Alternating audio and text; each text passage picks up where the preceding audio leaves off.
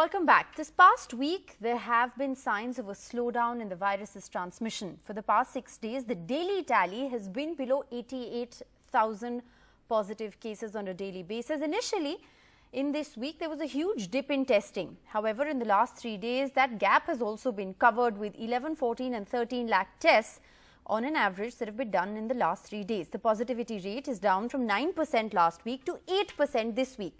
Has India passed that peak? We'll ask that question to Dr. Randeep Guleria as he joins us to answer your questions on the coronavirus. Dr. Guleria, thanks so much for being with us.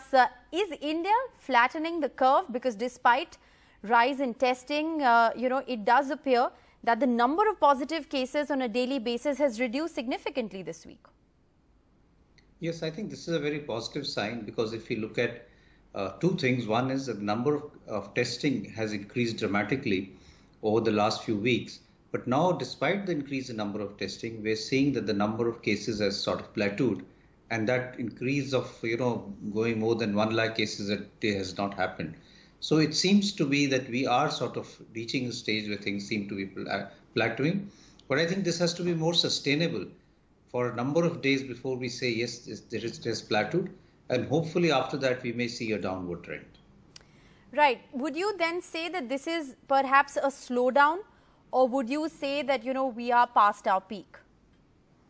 I would say that I would be a little cautious and say this is a slowdown. We do know that there are ups and downs that we see during times of the pandemic, and it's related to multiple factors. A lot of it is behavior related. If there's a festive or a crowd or some function which happens, there is a little bit of increase. So I would want it to be more sustained for at least 10 to 14 days before I would say that this is a definitely slowdown and a downward trend. Right. Initially this week, there were concerns that the testing was significantly lower. The 7-day average was almost 6.5 lakhs lower than the previous 7-day average. But that appears to have changed in the last 3 days, with testing once again, above the 10 lakh mark, even touching 14 lakhs day before yesterday. Are we though conducting the right kind of tests? So I think we have to keep testing as much as possible. And you're right that we also have to be sure that we do the right type of test, because we have two tests, the rapid antigen test and the RT-PCR test. And we must understand the utility of both of them. Both of them have to complement each other. They can't replace each other. The rapid antigen test gives us results very quickly within 15 minutes. It's useful in containment zones and in symptomatic people. But it should also follow with an RT-PCR test if your rapid antigen test is negative in a symptomatic individual. Right. If you don't do that, then we run the risk of giving people a false sense of security that your rapid antigen test is negative, but you are symptomatic, but you may not be having COVID-19, which is not true. We know that there are a significant number of people who may be negative on the rapid antigen test, but turn out to be positive on RT-PCR. Yes. So we must complement each other rather than looking at rapid antigen as a replacement for RT-PCR. It's very interesting that you say that, because the testing as far as rural India is concerned still continues to remain low as per the government's own estimates that they submitted in Parliament. Are we therefore underestimating India's COVID numbers still? So I think there are two important issues here. One is that we must have a testing strategy. Right. And we should look at it in a different light. For example, in metropolitan cities, in smaller cities, and in rural India. It's always going to be challenging doing the testing in rural India. And we will have to develop a strategy where we have good labs there. That is already being done by the government, trying to look at an RT-PCR lab in each district. But that has to be done, or a mechanism where testing can be ramped up in rural India, both the rapid antigen if you are symptomatic and the RT-PCR. Well, very interesting, because, while we're talking about the issue of testing, the Made in India COVID tests will give results in 1.5 hours. This is, a new testing kit that has been approved by the ICMR. Will it be accurate, Doctor, and what more can you tell us about it? So this is a new test which is using a new technology, a CRISPR technology, which looks at gene editing and is something that is exciting. It will give a result very quickly, and the Made in India test may also be very cost effective. But as happens with most testing, this is the initial data which suggests it's useful. We have to see how it performs in field areas and how we can have the mechanism of upscaling the kits for a large number of testing to be done. So it's proof of principle or proof of concept is there that it can work. But now we need to look at it in a field situation and the fact that it is doable, and then we can look at manufacturing. So all of this has to be done quickly if we want to really roll it out as an alternate to the testing that we have right now. But this has the potential to be, an absolute game changer. What's the kind of timeline then that you'd be looking at, or that you'd anticipate for this to actually be proven in field situations? So I think what we would need to do is we will need to now start aggressively partnering with industry so that they can manufacture it at a large scale, and at the same time start looking at it in various centers where one could do both this test and the RT-PCR or validate it in a field condition, and therefore simultaneously do all of this and then see how we can ramp up our capacity for more and more testing kits being available. Right. Also, just to shift our focus briefly to another very disturbing story that has made the news this week of, Maharashtra doctors saying that there's going to be rationing of oxygen for patients. How worrying is this and how can it hamper a patient's recovery? Could it even, prove to be fatal? Oh, definitely. I think we cannot have shortage of oxygen. Oxygen is one of the main strategies of treatment. And I personally feel that it's more important than even ventilatory support, because in large number of patients with good aggressive oxygen therapy and what we call conscious proning, that is making them lie on their side or on their stomach, the saturation can go up. And if we can bide time, by the time the drugs start working and the viral load comes down, these patients will come out and will recover rather than having to go onto a ventilator, which is associated with higher morbidity and mortality. Therefore, we have to work on strategies to make sure that there is no shortage of oxygen because it is of paramount importance. The government has been working on this even during the lockdown to make sure that the supply chain is there, oxygen cylinders are there. There's also technology where you can set up a plant which can take air and use the oxygen in air to be able to be supplied to hospitals. And I think these plants are also being sort of explored so that various hospitals can set up their own plant to produce oxygen rather than having to rely on cylinders from distant places. So rationing oxygen for patients clearly is not an effective way to treatment, and it can't be subsidized. That's very interesting. The Lancet journal this week published a very interesting article where they've essentially warned against false optimism in India. It's also talked about, too much of a positive spin that's being given to India's COVID story. Does India need to alter its communication strategy, perhaps, when it comes to the virus? What would you suggest? So I think there are multiple ways of looking at it. One, of course, is that we have to have a positive feeling in terms of not losing faith in ourselves and in our healthcare system. Secondly, we have to accept the fact that we have a low mortality. Our mortality rates are much lower than in the West, and this is not something which is sort of not apparent. All of us who look after patients and who see the large number of patients that we are seeing and the data that we see shows that as compared to the West, we have low mortality. We've discussed this a number of times as to what could be the cause. So those are the positive things. But I think we also need to understand that the optimism that we give has to be cautious, because as we are seeing, this is a long battle.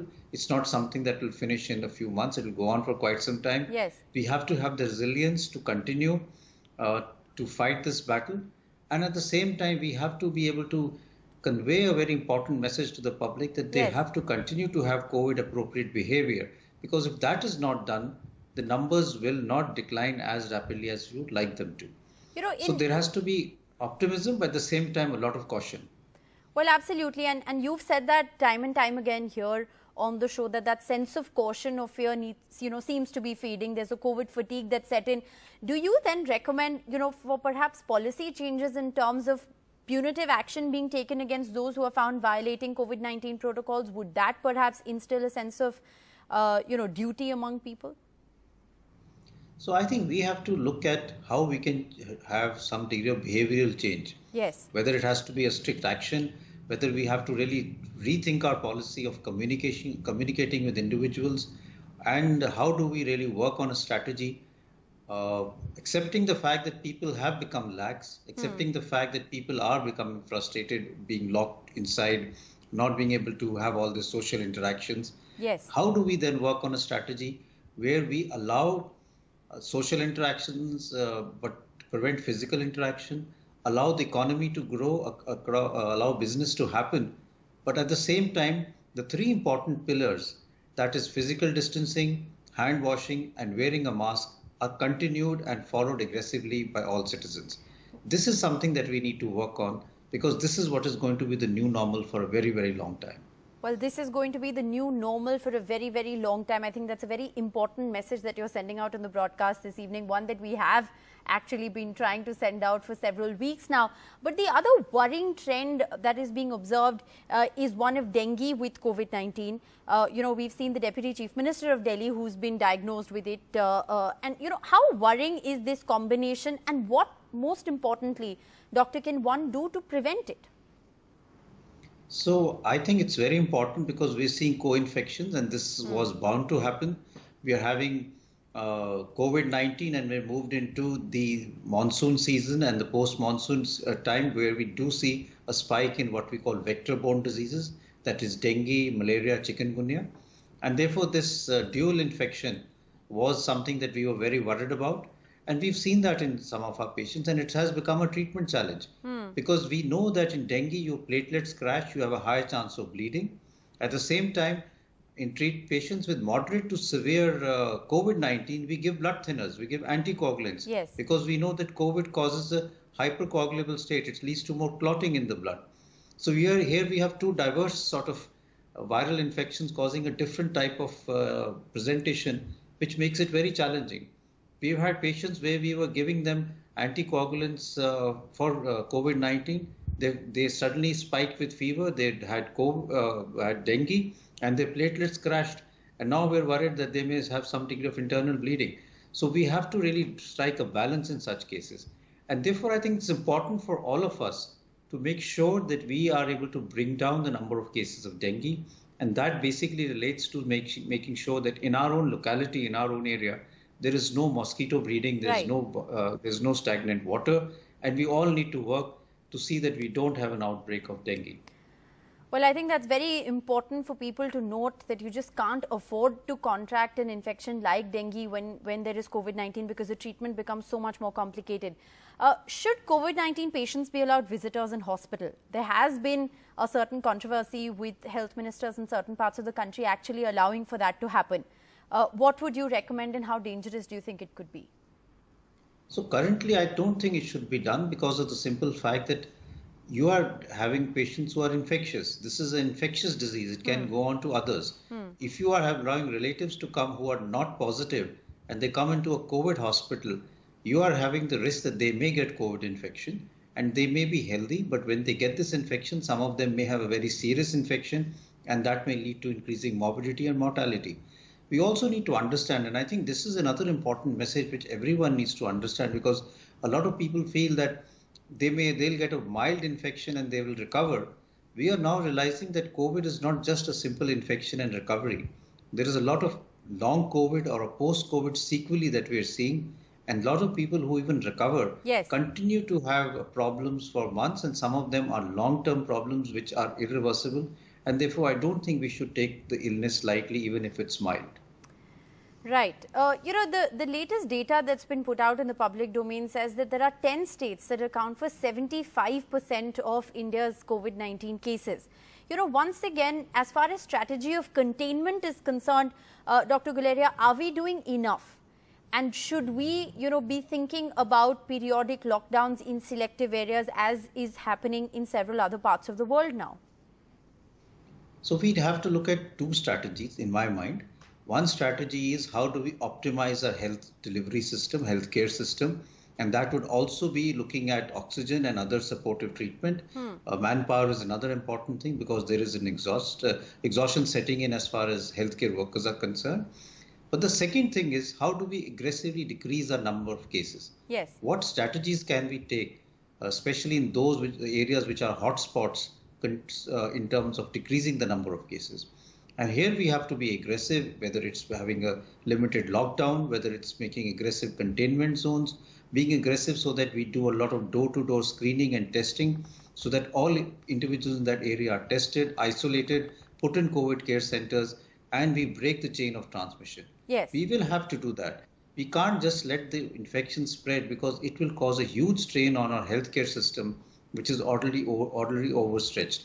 So unless we work on both sort of extremes, decrease the number of cases aggressively by an aggressive containment strategy, and also increase the healthcare facilities, we will not be able to really get a hang of this pandemic very, very quickly. All right. So I think it's a combination of two strategies that really need to be applied simultaneously. There's been an interesting development where India's vaccine giant has highlighted the challenges in vaccine production and distribution. Adar Poonawalla today tweeted saying, does the government have 80,000 crore rupees to buy and make sure that every Indian is vaccinated by the end of this year? How prepared is India when it comes to the vaccine story?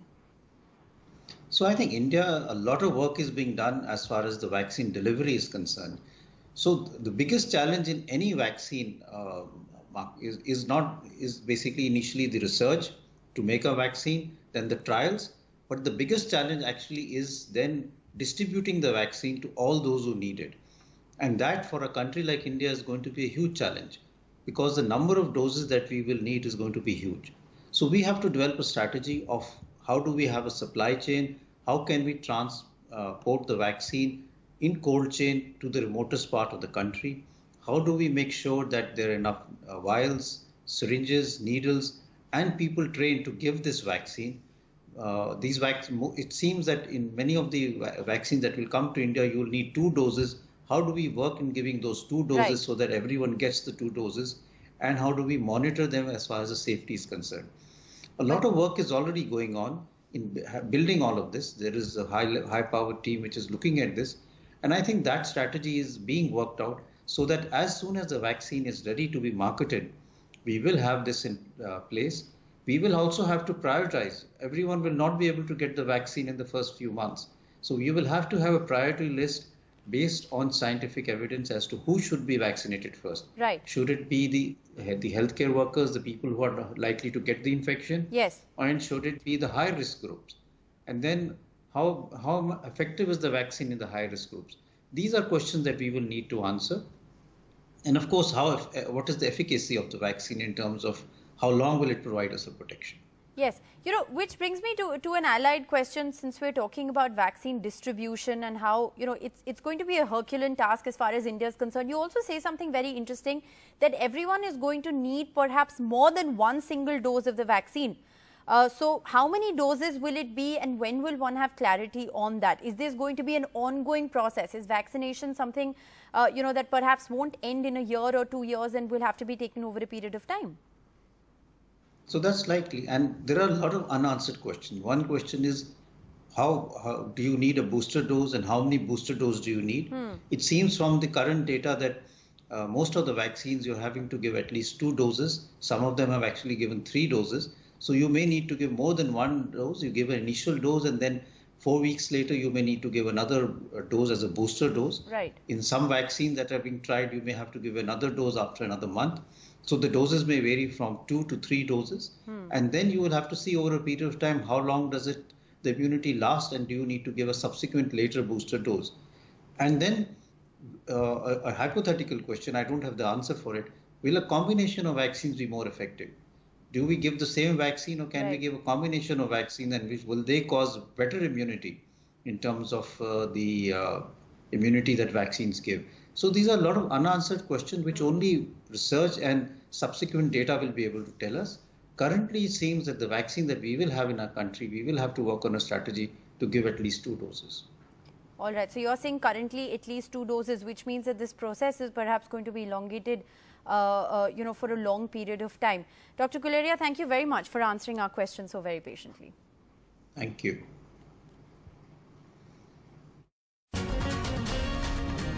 Thank you.